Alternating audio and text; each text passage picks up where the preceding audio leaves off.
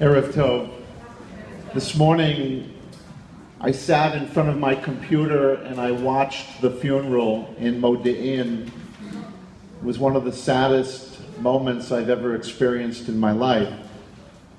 And I thought, when I finished watching, what words could I share with all of us tonight before we are entertained by this amazing group of Israelis who travel all over the world and perform and bring their ruach to diaspora communities. And so this is what I want to share with you. What we need to do now is we need to be thinking of Eyal, Gilad, and Naphtali, Zichronam Livracha, may their memories be for a blessing. Watching the news and listening to the politicians and the analysts and reading all of the Facebook postings, the following is clear to me.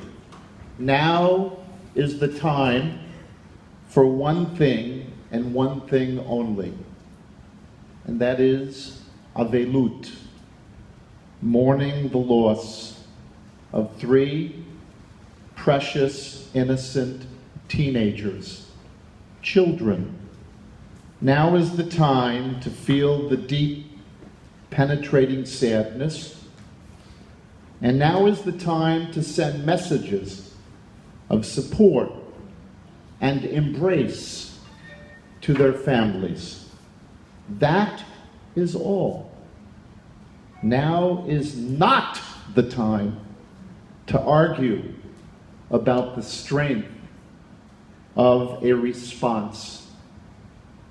There will be a time for that. But there is only now to feel the immediacy of the pain, of the loss, and of the sadness.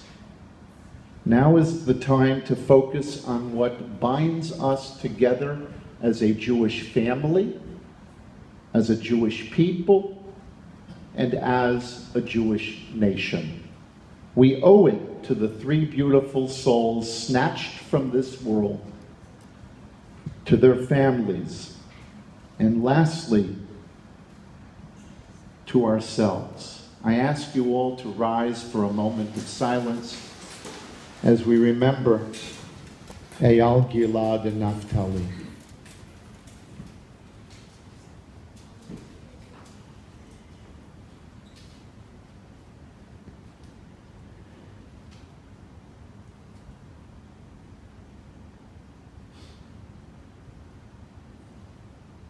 Let the memory of Eyal, Gilad, and Naphtali forever be for a bracha, for a blessing.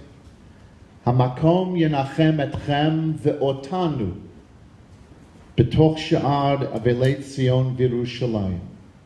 May their parents and may their families be comforted, and may all of us who are mourning these great losses also be comforted, along with all who mourn for Zion and Jerusalem. And let us all say, Amen. You may be seated.